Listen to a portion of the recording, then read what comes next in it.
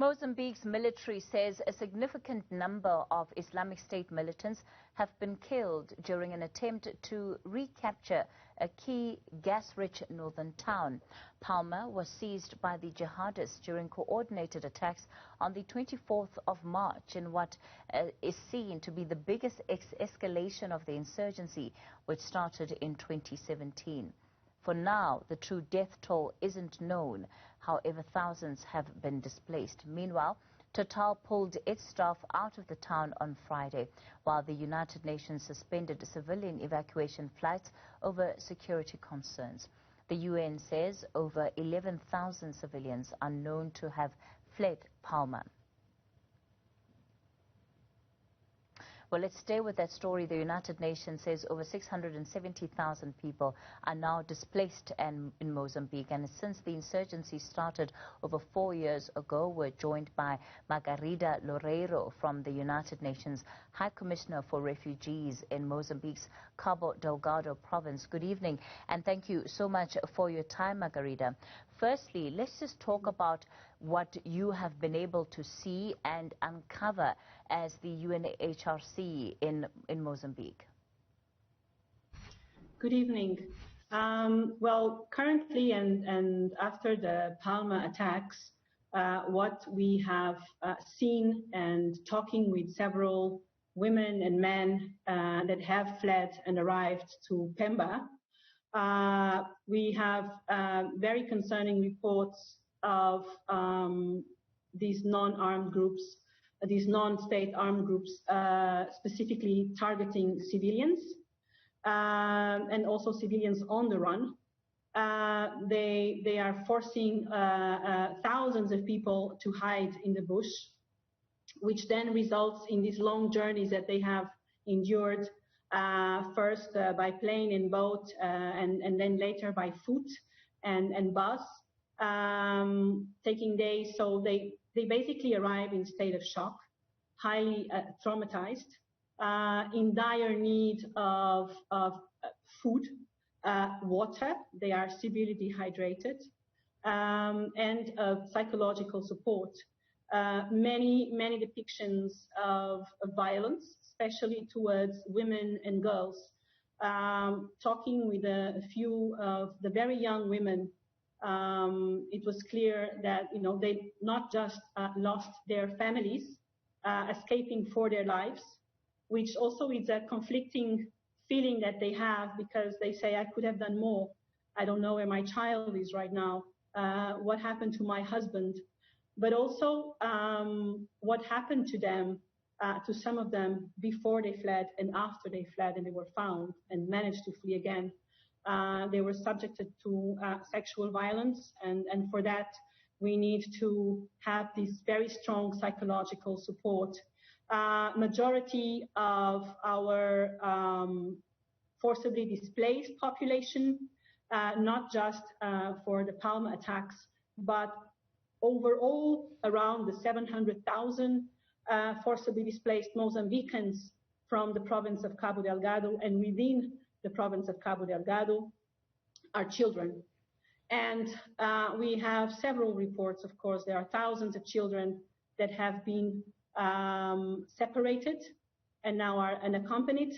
They lost their parents, and those are very, very sensitive protection cases as well. This is a protection crisis that we are tackling in support to the government and the local authorities here in Pemba.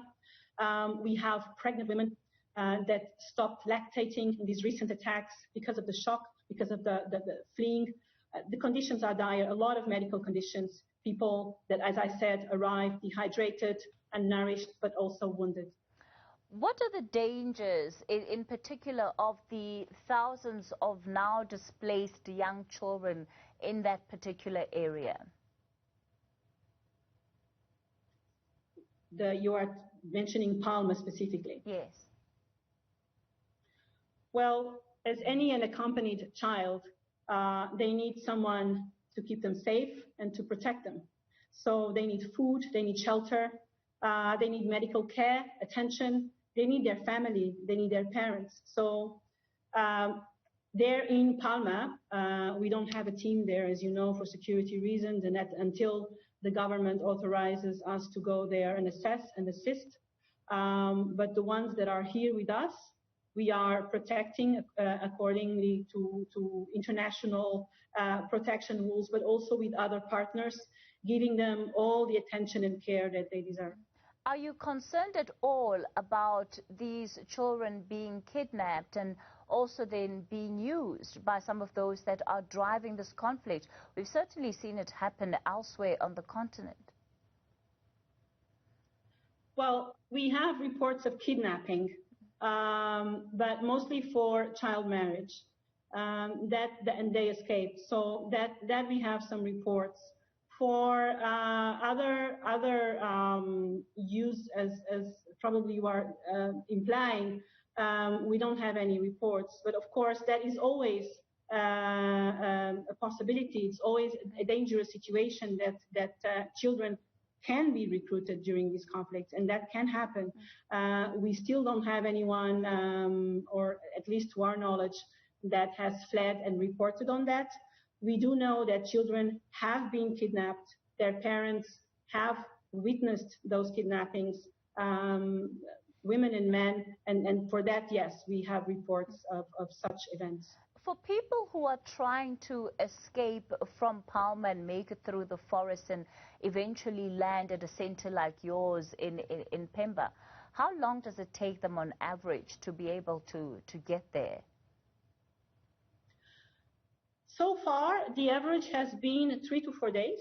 At least that's what the men and women that I've been talking with. But I'm talking with young people. So surely those, the elderly and people with disabilities that are escaping, and they are in large numbers as well, they will take longer. And what worries us the most is that they don't, while they hide in the bush, and I'm not a psychologist, but many psychologists say that if they are in a state of shock, they also freeze, so they don't move immediately when they reach the bush or they are in the bush. So they take some time, which of course can endanger them. Then when they kind of get their strength back, they move, and they take 3 to 4 days. The displacement in Mozambique has been happening for some time due to a number of reasons. One of it has been, of course, because of the conflict. We've also seen other areas that have been hit by some of the natural disasters that the country has faced, also finding themselves in a position where they're displaced. Do you think that there has been enough international support for the people of Mozambique, given the fact that there seem to be multiple crises, really, that are arising on different ends? Well, we do need more support. We do need more funding, and I mean, I talk numbers, so it's not just my opinion. But the UN appeal to support the situation in Cabo Delgado alone, $254 million, has been funded so far at 1%. UNHCR appeal for this emergency in Cabo Delgado has been funded in 39%. So you see, it's not much. We are working with very little. We need more visibility. I think the media is providing a lot of visibility, and we're very, very thankful for that. But it's not just about the visibility. It's not just about the words. We need actions. We need people to actually fund and help concretely with, so we can buy the most core basic humanitarian items. What happens when a situation like this is left unattended, effectively, or left with very little support, as we're seeing right now? So from an organizational perspective, when you do your risk analysis of being in Pemba right now, what do you foresee as the greatest risk to running a successful operation there? Well, you know, we always protect. We little or more funds. Protection is about having access to your most fundamental rights, no? And that also means to have access to basic services, such as health, such as psychological support, education, at a longer term. But so we work with authorities also, and we work with the populations. So it's quite incredible what is happening here. We talk about the support of the government. We talk about the support of humanitarian actors. But one of our greater humanitarian actors has been the population of Cabo Delgado that has not been affected and has been supporting immensely this crisis. It is to refer that 90% around of most people that are forcibly displaced, they live within the community with relatives and their family. So only then a very small percentage is in dire need of specific attention and protection and assistance. And that is the one that we are focused. So with the lack of funds, what we do is that we target very vulnerable people with specific needs, and we go for those first. And of course, then whatever is left, we can help those who are integrated in their community, living with their families and with their relatives. I'm not saying they are living super well, probably they are not, but at least they have that social tissue to protect them. And so what we want is to have this social cohesion and that dysfunctionality to just disappear for these people that do not have any friends or family to support them. All right, let's leave it there for tonight. Margarida Loureiro from the United Nations High Commissioner for Refugees in Cabo Delgado province in Mozambique. As you heard there, it's an absolutely dire state of affairs and calls for more support to the agencies that are dealing with alleviating the crisis that is emerging on the ground.